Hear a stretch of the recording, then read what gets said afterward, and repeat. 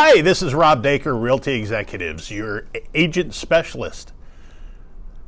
Wanted to talk to you a little bit today about a couple of things. There are a tremendous amount of realtors out there in the world today, and as we all know, our listings are not quite what we'd like them to be. A little soft for our normal market. So when you're interviewing an agent to help you buy a home, you interview people you do research on what the mechanic you use on your car. You do a lot of research on a lot of different things. You should interview your agent that you're going to use to buy a home. A lot of people are doing some funny things, some that I don't believe in, and I'm going to touch on a couple of those today. First of all, I think one of the most important things is, are you full-time realtor? There's a difference between full-time and working 7 days a week at it. A lot of people will open their computer up, see if there's anything new on the market that morning, and they're done. I typically work 5 days during the week and then do open homes on Saturday and Sunday.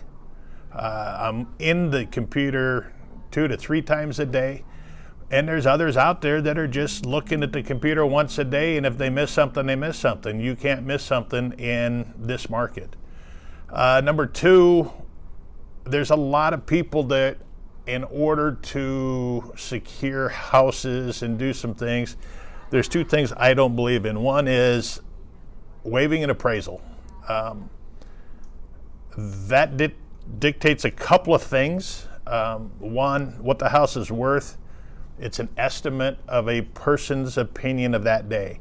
If you're looking at an estimate of, or your appraisal, I'll say, that's what the bank's going to lend on. And if you waive that appraisal, you could be on the hook for an extra $50,000, $60,000, $70,000, $100,000. That, I don't know about you, but I don't have that kind of money sitting around all the time where I can just write an extra check. Then if I ever have to sell it, I've got something that's not worth what I paid for it. So I really advise you to seek an appraisal when you buy a home. It protects you, it protects your family. And the other one is an inspection. There's a lot of people that are waiving inspections today. I'm okay with waiving the contingency of the inspection, so that if you come up and you got some light switches that need to be fixed, or there's a leak underneath the sink, some minor things like that, you're fine. You're not asking for the seller to pay for anything.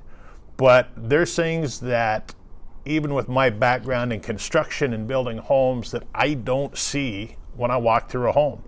That's why I have always hired a home inspection, a quality company that knows what they're doing, that can inspect the things that most of us miss, and that protects you again. Something comes up where there's a sewer line that's plugged that you weren't aware of. It could be $20,000 to fix it. You waive that.